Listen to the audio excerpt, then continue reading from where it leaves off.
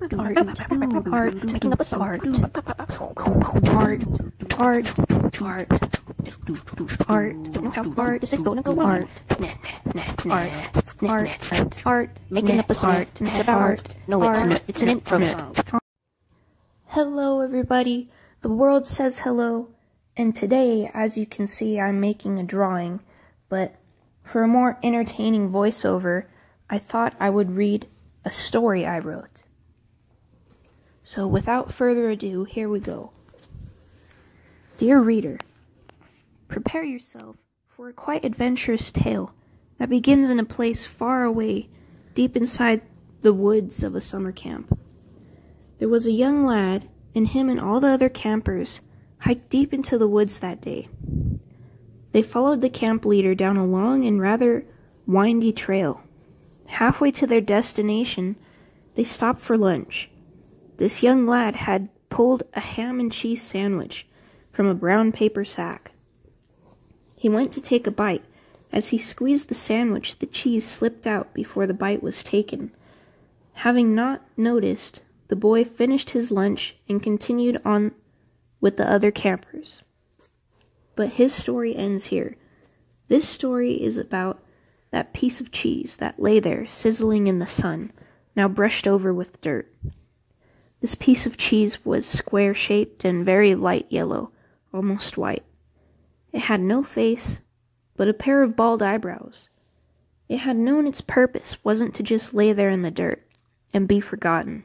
So it, not having any limbs, sat up and used the top corners of its head to grab a pair of small twigs and stuck them in the bottom of its body. The little cheese tried to stand, but collapsed immediately. But this cheese had true determination, so this cheese kept trying, and with every try it got less and less wobbly, until finally the cheese was up and walking. The little cheese started down the trail, sliding under logs and climbing up rocks, but to us were just large sticks and small rocks. This little cheese walked and walked, feeling the dirt between its twig toes with every step it took. That is, until it came across a small lake. The cheese raised one of its little bald eyebrows while it was thinking of a way to cross the lake.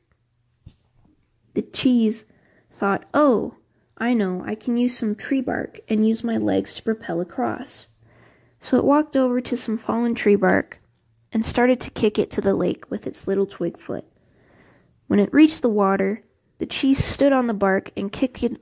Blat, blat. Accidentally licked my phone. Blat. When it reached the water, the cheese stood on the bark and kicked it away from the sandy shore. But the cheese, still not the greatest on its new legs, could not balance on the tree bark, floating over the water. So the bark tipped over, and the cheese fell into the water. The little cheese, fortunately not being far from the surface, kicked and jumped until it crawled up on the shore, the corners of its head drooping sadly. The cheese lay there flat on its back, feeling defeated, stared up into the trees, the sun still shining bright. That's when it noticed a little bird trying to fly and hatched a new idea. This little cheese was to climb the massive tree and use the bird to fly across the lake.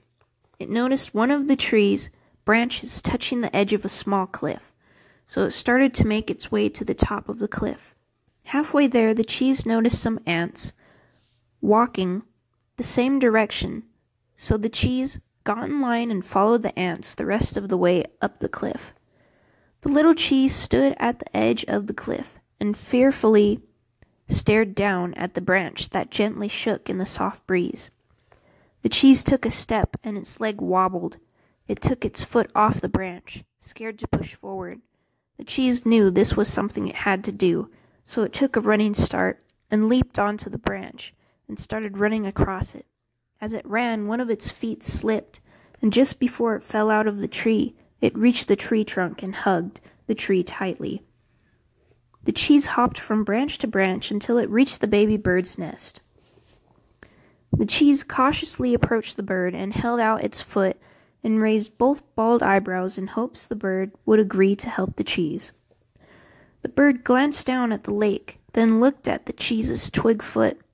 The bird stuck its wing out and shook the twig's foot in agreement. It shook the twig foot in agreement. The cheese climbed on the bird's back, and the top two corners of its head bent and hugged the baby bird. The bird stood up and took a step off the branch. They started to free fall, the ground quickly growing closer by the second. The bird tried desperately to fly, flailing its wings while plummeting to the ground.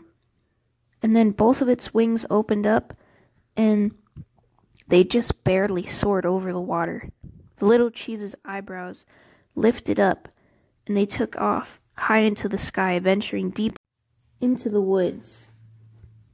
Soaring through the trees, although they were making great timing, they also attracted attention to eyes that were up to no good. As night fell upon them, they landed on the ground near a dying campfire with an extremely small flame. The cheese laid under the wing of the bird and drifted off into sleep. After they had sat around the campfire, late in the night, the cheese awoke by a strange sound and got up to see where it was coming from. It sounded like a song made with wind chimes. Off into the distance, the cheese noticed a glowing yellow light. So out of curiosity, the cheese wandered over to the glowing light, and its little bald eyebrows rose in amazement. Down the hill, the cheese saw a utopian city, made entirely of cheese and little cheeses going about their business. In the city, riding the bus, playing jump rope, and grocery shopping, the little cheese ran stumbling down the hill multiple times. When it reached the city, it walked slowly down the sidewalk, still in amazement. The cheese saw what looked like an elderly cheese trying to cross the sidewalk, so it went over to help the old cheese. But when the cheese got closer, it looked down and saw all the moving things were being moved by some kind of conveyor belt. The cheese tried to grab the elder cheese's hand to help, but the elder cheese was made up of painted cardboard, and it fell over. The cheese looked up and saw a pair of glowing yellow eyes that made it feel uneasy. The eyes hiding behind rocks, painted to look like cheese buildings. The cheese ran the other direction, but another pair of eyes popped up, so it tried a different direction. But every direction the cheese turned, there was a pair of eyes. Now panicking, the cheese picked up a straw laying in the dirt and stuck it in the side of its body. Now using it as an arm, the cheese tried to climb out of the city that was now crumbling because all the figures were closing in. As they came into the light, they were revealed as massive forest rats covered in green algae. Although the cheese was trying to escape the best it could, one of the rats picked up the little cheese, and just before it could take a bite, the baby bird flew into the jaws of the rat just as it bit. The cheese jammed its new straw limb in the rat's eye, and the rat dropped the cheese and the bird and let out a loud cry. The rat ran away, and the other rats ran in fear. The cheese looked at the baby bird and helped it to its feet. The bird's wing was badly injured. The jaws of the rat the bird was badly injured from the jaws of the rat. The cheese put the bird's uninjured wing over its shoulders and helped it walk. The sun now starting to peek out over the horizon. The cheese and the bird continued down the dusty dirt path until they reached the end of the woods. There you could see the cabins of the summer camp. The kids were out eating lunch once again. The cheese hugged the baby bird, using the corners of its head, and the cheese started walking over to the young lad, while the bird waited by the edge of the woods. The cheese climbed up the boy's leg, up his arm, and slipped snugly into the boy's sandwich, which had been missing its cheese just as before.